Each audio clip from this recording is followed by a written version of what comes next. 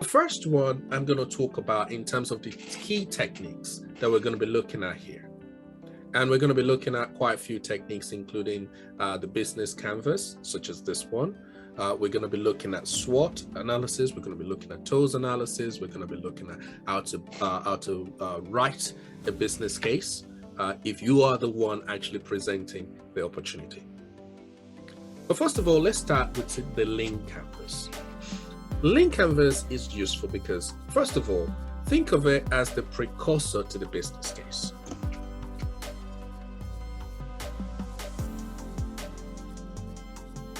Another benefit of this is it's a one-page document. So unlike your traditional full business case, which requires you to understand a lot about the project itself, about the product itself, about what is being presented to you, has a lot of information. This is a one-page document, which means that all the information was fit on a single A4 paper. Another potential benefit of this is, first of all, you don't need to know, this is a sense-checking document. Which means that while we're not going through detailed calculations on them, it can allow us to determine at a glance whether the information we're being presented makes sense, whether there are too many holes in it. It can allow us to determine whether the person presenting us with this information has a good grasp of the product itself, of the opportunity itself. And if they're unable to answer these key questions, even at the early phase of this product or this presentation, we can determine for ourselves that this is not an opportunity. We can determine for ourselves that the person presenting this opportunity is ignorant of what it will take to succeed. This person is blind. And that is quite critical because, of course, you don't want to follow a blind person. You don't want to follow somebody whose entire business strategy is based around optimism. You don't want to follow someone who doesn't really understand why people are interested in their product. So when you're doing a link canvas, think of it as a sort of, if you can't answer this small question, if you can't beat these little questions, there is no point to go further into a business case.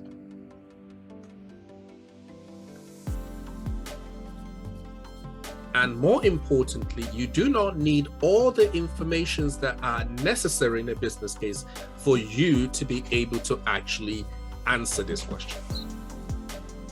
The key questions that you're looking to answer in a link canvas, also referred to as a business canvas, are as follows. You want to understand the key problem. So this person has come up with a preposition to you. You're looking at that preposition.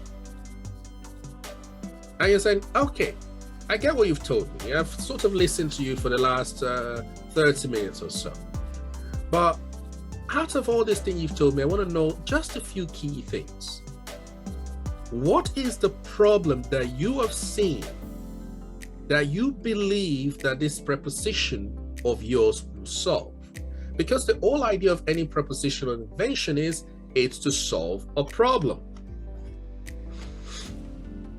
If you yourself cannot actually pinpoint what the problem is, and you can't tell me at least 3 things, and we often look for 3, not 1, because if you only have 1 problem that you can say, well, this is 1 problem that we've seen and we're trying to solve.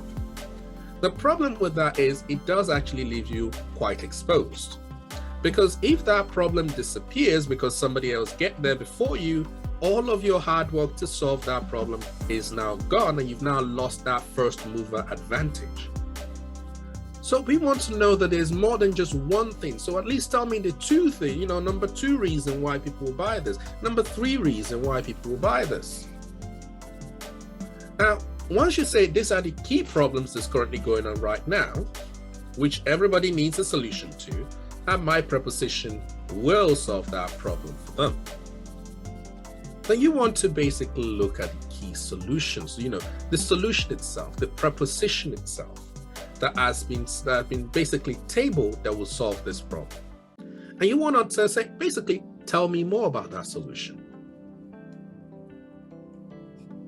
Tell me the key features of that solution that you're offering.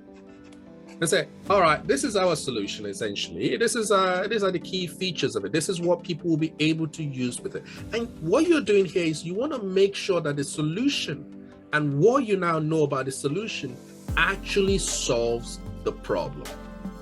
And that's quite important for us, because if the solution that you brought out doesn't solve the problem, you can say, yeah, I kind of get what you're saying, but I don't see how that actually relates to what you came up with.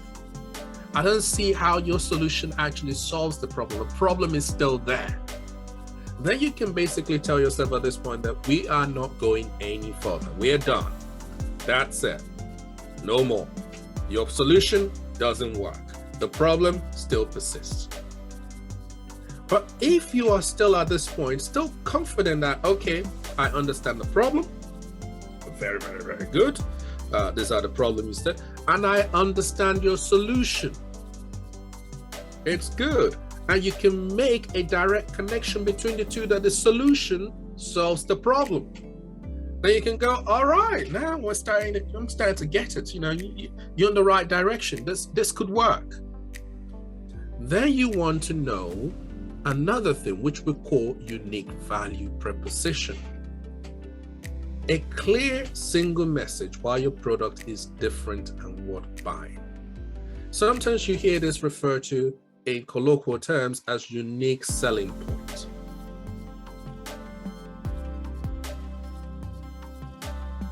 The one thing that is basically very different about your product that will make them come to you. The one thing that if somebody else tries to copy your idea, they don't have.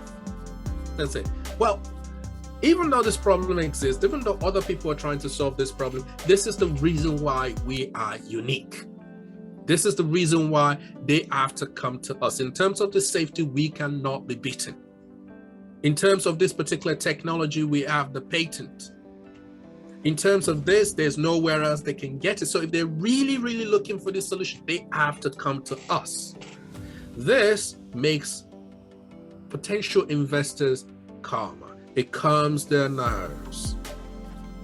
That you have something that is unique that corners the market. Something that they have to come to you for.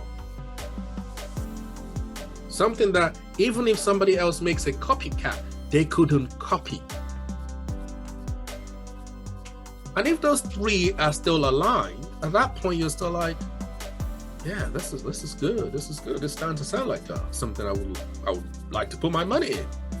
But you want to know if they have anything else that is an advantage. We call it unfair advantage.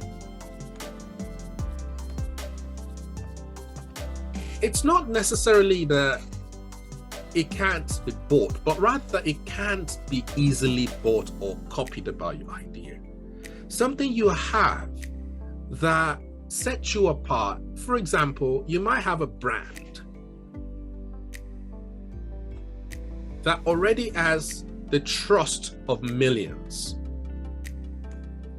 which allows you to cross-sell to them.